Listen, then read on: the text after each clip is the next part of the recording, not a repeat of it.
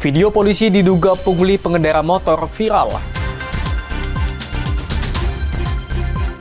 Penculik siswa SD terancam 15 tahun penjara.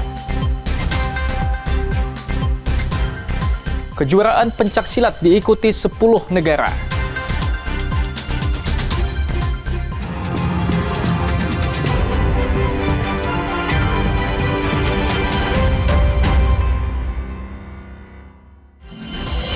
Halo, selamat pagi saudara. Kompas Sumut hari ini hadir dengan beragam informasi penting dan menarik dari Sumatera Utara. Selain 3 sorotan tadi, sejumlah informasi lain akan kami sajikan dalam Kompas Sumut. Bersama saya Emir Syapurba, inilah Kompas Sumut selengkapnya di Kompas TV, independen terpercaya.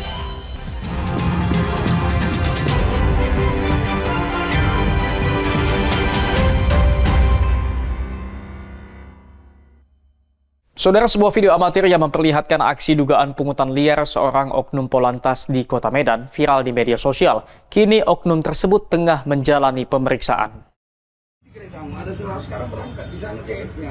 Inilah video amatir berdurasi kurang dari 1 menit yang beredar luas di media sosial. Dalam rekaman terlihat oknum Polantas berpangkat Aibtu diduga meminta uang sebesar Rp100.000 kepada pengendara sepeda motor yang melakukan pelanggaran.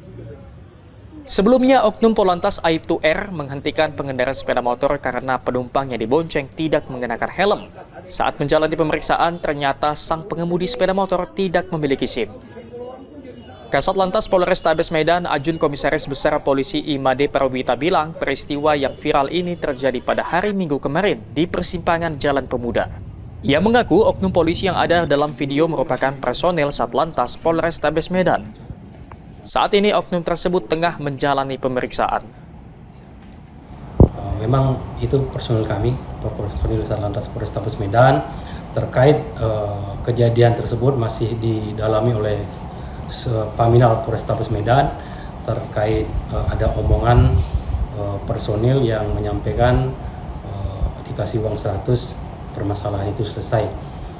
Untuk lebih jelasnya, nanti kami menunggu hasil pemeriksaan dari si Propam Polrestabes Medan. Jika nantinya oknum polisi tersebut terbukti melakukan pelanggaran, maka sanksi tegas dipastikan akan diberikan sesuai dengan aturan yang ada. Ferry Irawan, Kompas TV, Medan, Sumatera Utara. Saudara, komplotan begal kembali beraksi di Desa Bandar Khalifah, Kecamatan Percut Setuan, Kabupaten Deli Serdang. Pelaku yang bersenjata tajam membawa kabur motor usai melukai korban.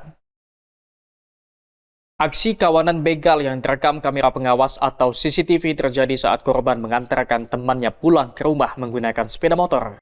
Ketika melintas di Jalan Masjid Simpang Jalan Bustaman, korban bersama temannya dipepet komplotan pelaku begal. Salah satu pelaku begal yang membawa senjata tajam langsung membacok korban, sedangkan pelaku lainnya membawa kabur sepeda motor. Warga di sekitar lokasi kejadian mengaku mengetahui aksi kawanan begal setelah mendengar teriakan korban. Namun warga gagal meringkus kawanan pelaku yang kabur ke arah Kota Medan.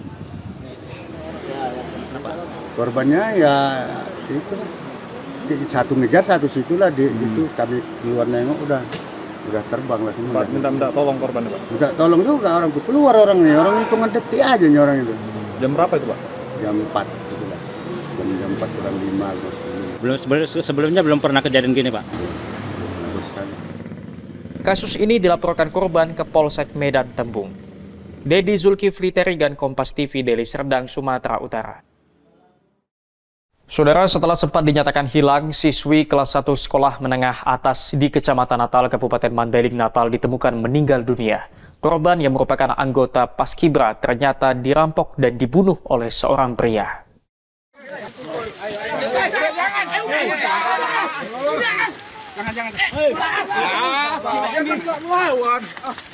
Inilah visual amatir saat petugas kepolisian mengamankan pelaku pembunuhan terhadap anggota Paskibra, siswi kelas 1 sekolah menengah atas di Kecamatan Natal, Kabupaten Mandailing, Natal. Pelaku yang diketahui bernama Yusuf sempat berupaya melarikan diri dan diamankan setelah seorang warga melihat pelaku membawa kendaraan milik korban. Dari hasil pemeriksaan, pelaku mengaku telah merencanakan merampok korban dan berpura-pura meminta korban untuk mengantar pelaku pulang. Ya, sekarang ini penyidik sedang mendalami kasusnya untuk mengungkap motif apakah ada pelaku lain atau tidak. Namun sampai sekarang sesuai fakta hasil penyidikan bahwa pelaku melakukannya sendiri. Korban yang baru berusia 15 tahun dinyatakan hilang oleh pihak keluarga usai melaksanakan latihan pengibaran bendera di lapangan Merdeka di Kecamatan Natal bersama rekan-rekannya Selasa sore lalu. Setelah dilakukan pencarian, jenazah korban sendiri ditemukan di tengah perkebunan sawit dalam kondisi mengenaskan. Tim Liputan Kompas TV, Mandailing, Natal, Sumatera Utara. Penculik siswa SD terancam 15 tahun penjara. Saksikan usai jeda.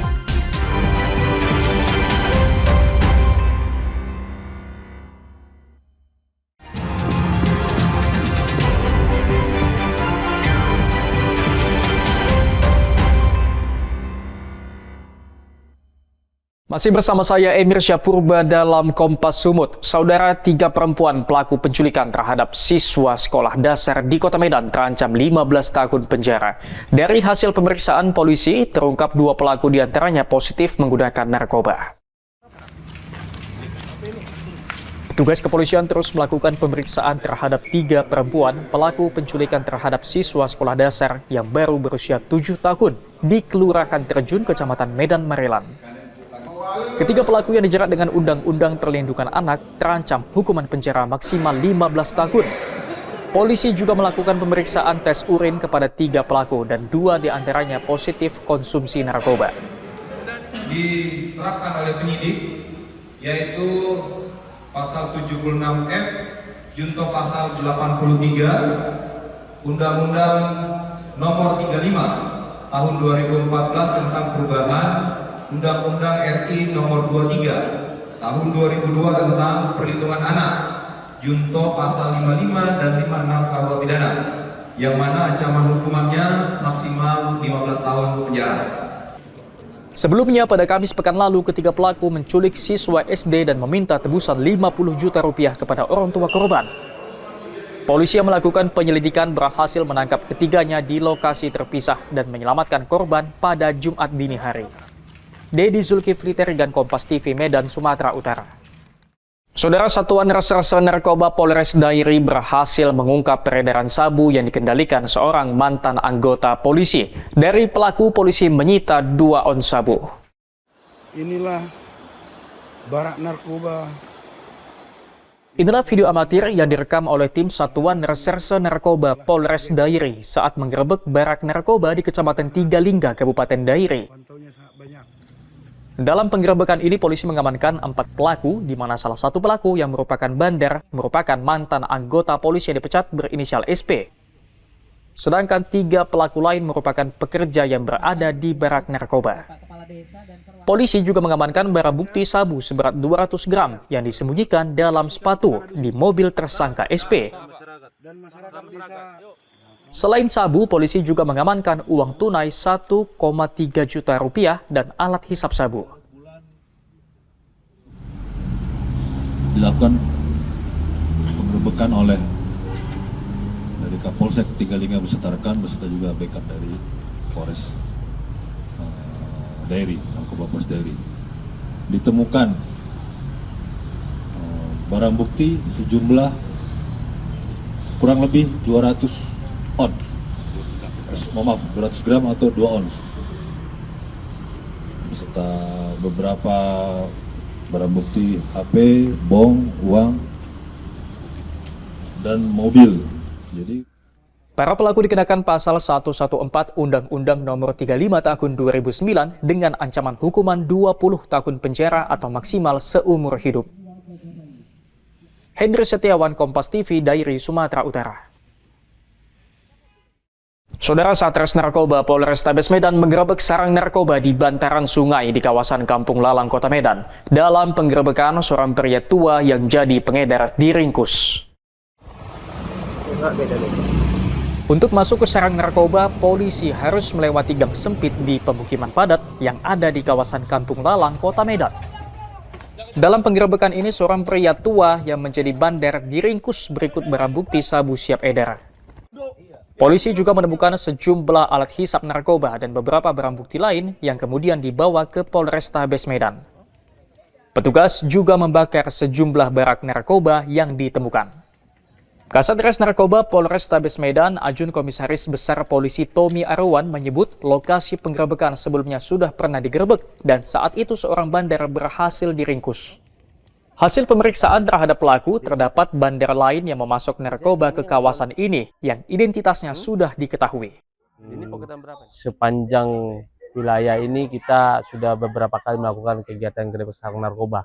Dan tepatnya di sini di Gang Balai Desa, kita melakukan kembali gerebek sarang narkoba dan hari ini kita mengamankan satu orang dengan inisial AM dan dari tempat ini juga kita mengamankan beberapa barang bukti antara lain poketan sabu, bong yang digunakan untuk menggunakan sabu, beberapa pipet kaca dan juga di sini kita temukan bungkusan-bungkusan plastik yang digunakan untuk mempoket sabu yang akan diedarkan kepada masyarakat. Dan pelaku yang ditangkap dalam penggerebekan ini kini terancam penjara selama lebih dari 5 tahun karena dijerat dengan Undang-Undang Nomor 35 Tahun 2009 tentang narkotika. Ferry Irawan, Kompas TV, Medan, Sumatera Utara. Kejuaraan pencaksilat diikuti 10 negara. Saksikan usai jeda.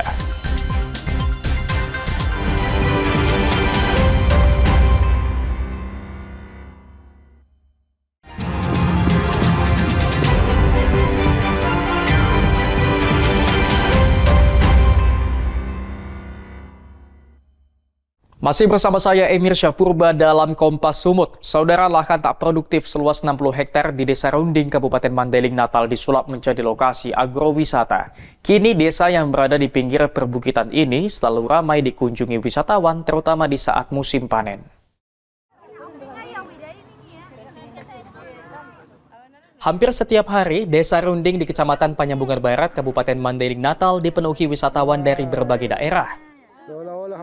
Di desa yang terkenal dengan agrowisata buah ini, pengunjung dapat memanen aneka buah seperti buah lengkeng, rambutan, alpukat, hingga durian yang tumbuh subur di lahan-lahan milik warga di desa ini.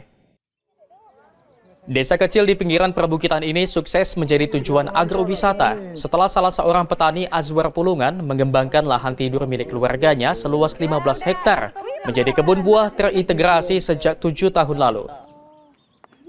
Ide kreatif alumni Institut Pertanian Bogor ini menjadi inspirasi bagi warga desa lainnya untuk ikut bercocok tanam buah.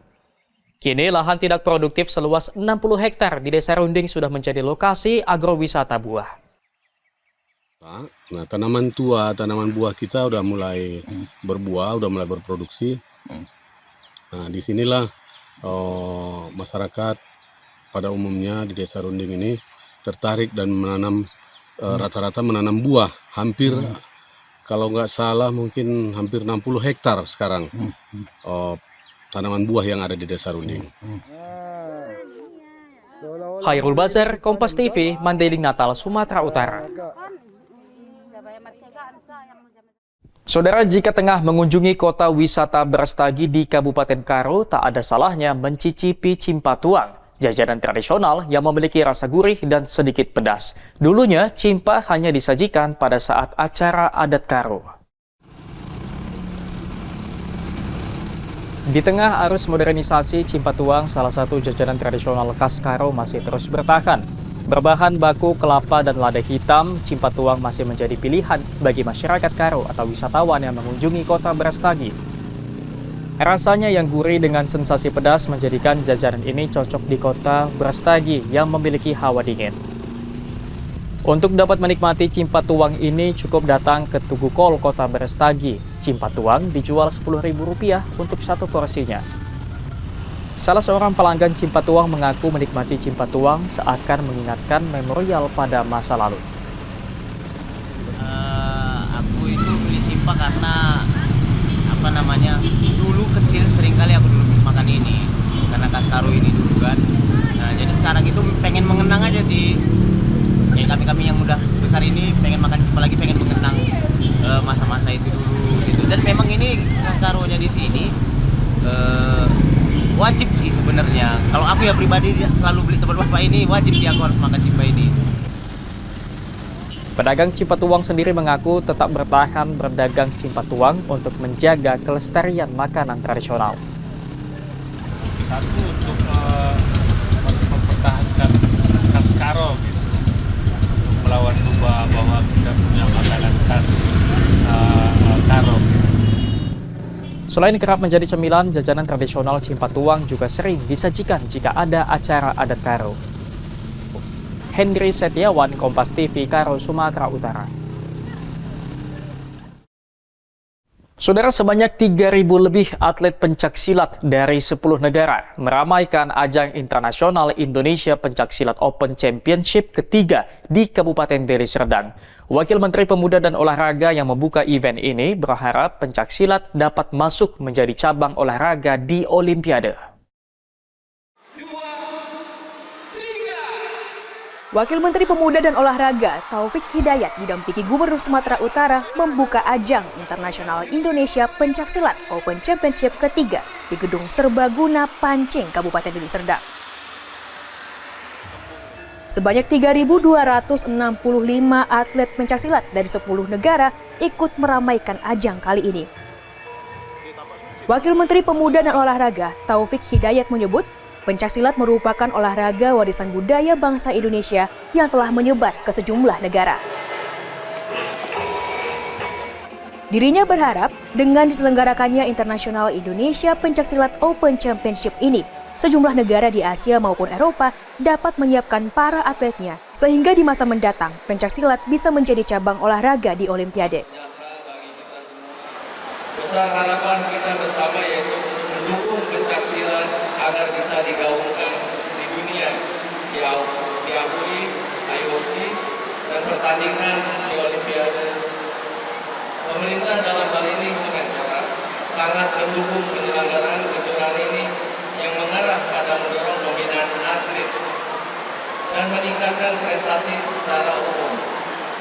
Kepentingan terhadap kompetensi di semua cabang harus berjalan, tidak terkecuali pencaksilat yang nantinya akan menjadi ajang pencarian bibit atlet yang diharapkan bisa masuk ke klub dan akhirnya mengisi tim nasional Indonesia. Ajang Internasional Indonesia Pencaksilat Open Championship ketiga akan berlangsung hingga 10 Agustus mendatang. Tim Liputan Kompas TV, Deli Serdang, Sumatera Utara. Sampai di sini Kompas Sumut hari ini. Anda bisa menyimak video tayangan kami di kompas.tv atau menyaksikan siaran langsung via streaming di kompas.tv/live. Kami undur diri, tetap saksikan rangkaian program berita di Kompas TV, independen, terpercaya.